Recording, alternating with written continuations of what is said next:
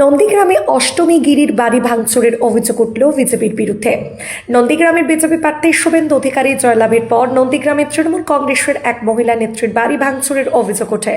নন্দীগ্রাম 2 নম্বর ব্লকের বায়াল 2 গ্রাম পঞ্চায়েতের তৃতীয় খণ্ড জলপাই এলাকায় তৃণমূল নেত্রী অষ্টমী গিরির বাড়ি সহ প্রতিবেশীর কাকার বাড়ি ভাঙচুর করেছে বিজেপি স্থানীয় কর্মী সমর্থকরা। এমন এটা ছিল চৌঠা মেয়ের ঘটনা, এটা আর তারপরের রাতের দিন এটা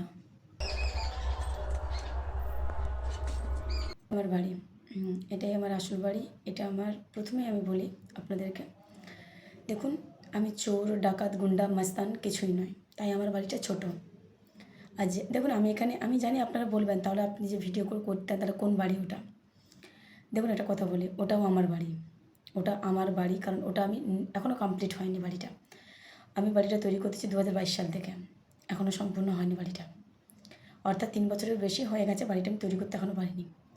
কারণ আমি চুরি ডাকাতি, আমি পঞ্চায়েত মেম্বার, আমি চুরি ডাকাতি গুন্ডা মাস্তানি কিছুই করিনি, না কাউকে একটা থাপ্পড় মেরেছি, না কাউকে গালিগালাজ করেছি। চৌঠা মে রাতের ঘটনা বাড়িটা ভেঙেছে, আর যে বা যারা ভেঙেছে তোমরা তো বিশ্বাস করবে যে তোমরা কি এখানেই থাকো, আমার বাবা মা আত্মীয় স্বজন যা সেখানেই থাকে। কারণ আমি আবার বলছি ওই বাড়িটা কমপ্লিট হয়নি, আমাদের সব কিছু ওই বাড়িটা, যে বা যারা ভেঙেছে তারা জানে আমাদের আদি বাসস্থান, অর্থাৎ আমরা রাতে কোথায় থাকি, কেমন কোথায় থাকে, বাবা মা দাদা আত্মীয় স্বজন সবাই জানে, জেনে বুঝে ভেঙেছে। যাই হোক, তাদেরকে অসংখ্য ধন্যবাদ। যে বা যারা ভেঙেছে তাদের প্রত্যেকের পাকা বাড়ি। হ্যাঁ হ্যাঁ, আমি পঞ্চায়েত মেম্বার, তারপরেও আমার বাড়িটা এরকম। হ্যাঁ, আমি ল স্টুডেন্ট, তারপরেও আমার বাড়িটা এরকম। কারণ আমি স্ট্রাগল করতে শিখেছি, কারণ আমি টিউশন করিয়ে করিয়ে আমি আবারও বলছি, দেখুন আমার কথা আমি বলতে আসিনি, আমি কী করে কী করেছি আমি বলতে আসিনি। আমি যতই সব কথা বলি না কেন আপনাদের মনে হবে যে মিথ্যে কথা বলছি, ঠিক আছে, তোমরা ভেবে নাও। তোমরা কীরকম আমাকে নেবে, কেন আমি একটা দলেরও প্রচার করতাম, আমার বিরোধী পক্ষ যারা রয়েছে তারা কত ভাষা নোংরা গালিগালাজ করবে, এটা স্বাভাবিক পার্টি, করো, আমার তাতে কোনো আপত্তি নেই, করতে পারো। আমি তোমাদের সব কিছুর আগেও মাথা পেতে নিয়েছি, কারণ আমি এর আগেও কাউকে গালিগালাজ করিনি, কাউকে পাল্টা ভিডিও করিনি, কিছুই করিনি আমি। তো জাস্ট উন্নয়নের কথা বলতে গিয়ে তার ফল আমাকে এটা ভোগ করতে হচ্ছে। দেখুন আমি মানুষের জন্য, আমার গ্রামবাসীর জন্য কী কাজ করেছি না করেছি সেটা আমার যে বা যারা ভেঙেছে তারা খুব ভালো করেই জানে।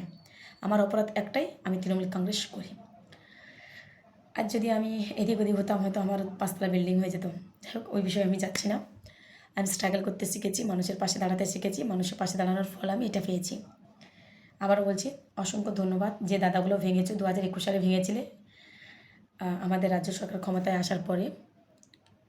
তো নন্দীগ্রামে বর্তমান যিনি এমএলএ, উনি জেতার পরেও নন্দীগ্রামে তাণ্ডব চলেছিল, আমার বাড়ির উপরে অত্যাচার চলেছিল, ফ্ল্যাগ ফেস্টুন সব ভাঙাভাঙি হয়েছে। ঠিক আছে, হতেই পারে, তোমরা জিতেছো, তোমরা মনে করো ওইরকম রাজনীতি করো, বাট আমি ওইরকম রাজনীতি করি না, বুঝলেন। তো শুধু আমার একটাই রিকোয়েস্ট, রাজনীতিটা আমি করতাম। আপনারা যে ভিডিওটা দেখলেন, আমি আমার কাকিমার বাড়িটা একটু আপনাদেরকে দেখিয়ে দিই। এইটা হচ্ছে আমার কাকিমার বাড়ি, ওটা ওনাদের পাকা বাড়ি। দেখুন এটা আমার বাড়ি নয়, এগুলো আমার বাড়ি নয়, আমার বাড়ি এটা, আমার বাড়ি এটা। শুধু আমার একটাই ওনার হাত জড়ো করে, কাকিমারা কোনোদিন মিটিং মিছিলে যায়নি, কোনোদিন যায়নি, কারণ ওরা জানতো যে ওনাদেরও ক্ষতি হবে রাজনীতি করলে, কোনোদিন ওরা যায়নি। তারপরেও তোমরা কাকিমার বাড়িটা ভেঙেছো, আমি জানি তোমরা আবার নেগেটিভ কমেন্ট করবে, করো দিদি দাদা যারা করছো করো। তো কাকিমার বাড়িটা ভাঙার কি দরকার ছিল কাকিমাদের? ওরা কি মিটিংয়ে গিয়েছিল না মিছিলে গিয়েছিল? উল্টে তো যাই হোক, নাইবা বললাম, ওনাদের ক্ষতিটা নাইবা করতে পারতে, যা প্রতিশোধ নেওয়ার তোমরা পরে নিয়েছ। তো জানি। আচ্ছা, এটা ছিল চৌঠামের ঘটনা, আর এটা যেটা আপনাদেরকে পাশে দেখালাম ওটা হচ্ছে 5ই মে রাত্রিবেলা, অর্থাৎ কোনো কাজ অসম্পূর্ণ ফেলে রাখতে নেই, তাই পুরো সম্পূর্ণ করে দিয়ে গেছে, পুরোটা সম্পূর্ণ করে দিয়েছে। Thank you so much, I am proud of feel, সত্যি আমি খুব গর্ব হচ্ছে, ভীষণ গর্ব হচ্ছে যে ভাল লাগলো ভীষণ দেখে। আবারও আমি বলছি আমি চোর গুন্ডান মাস্তান কিছুই নয়, অন্যায়ের প্রতিবাদ করেছিলাম, তার জন্য এত সুন্দর ফল পেয়েছি। যে বা যারা এত সুন্দর ফল দিয়েছে তোমাদেরকে অসংখ্য ধন্যবাদ। আমি তোমাদের কী উপকার করেছি আমি সেটা নাইবা বললাম, তোমরা সকলেই জানো, বুঝলেন, সকলেই জানো আমি কী ধরনের, আর আমি কীভাবে স্ট্রাগল করতে পছন্দ করি, এটা সবাই জানো। যাই হোক, নাইবা বললাম সবাই ভালো থেকো, এটাই চাইবো, ভালো থেকো। আর থ্যাংক ইউ সো মাচ যারা যারা অসম্পূর্ণ কাজটাকে সম্পূর্ণ করে দিয়েছো। 21 সাল থেকে শুরু, 21, 23, 24 হয়নি, মিথ্যে কথা বলবো না আমি, তবে 24 গালিগালাজ করেছিল, ওগুলো হয়, ওরা জিতেছে। Thank you so much. আমার রাজনীতিটা মানুষের কাজে দেওয়া, সেই জন্য আমার একটা ছোটো বাড়ি, বুঝতে পারছো কী বলেছে, অতিরিক্ত মানুষের পাশে দাঁড়ানোর ফল পেলাম, বুঝলে, অতিরিক্ত মানুষের জন্য কিছু আদায় করেছি, অঞ্চল, জেলা পরিষদ, জেলা থেকে সব কিছু করেছি। হ্যাঁ, আমি একজন পঞ্চায়েত মেম্বার, অঞ্চলটা আমার নয়, বিরোধী, তারপরেও যতটুকু পেরেছি মানুষের জন্য কাজ করেছি। একটা গ্রামের মানুষ আমার বলতে পারবে না আমি কারোর পাশে দাঁড়াইনি। যারা 21 সালে আমার উপর অত্যাচার করেছিল আমি তাদেরকেও হেল্প করেছি, একটা সিগনেচারও দিয়েছি।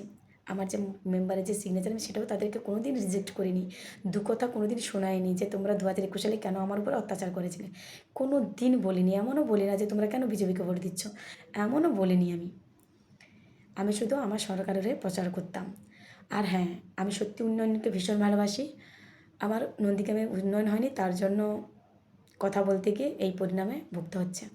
Thank you so much. আবার বলছি, I am proud of feel, খুব খুব গর্ববোধ করছি যারা করেছো, তোমাদের সকলের জন্য। গড ব্লেস ইউর, ভগবান তোমাদের মঙ্গল করুক। Thank you so much.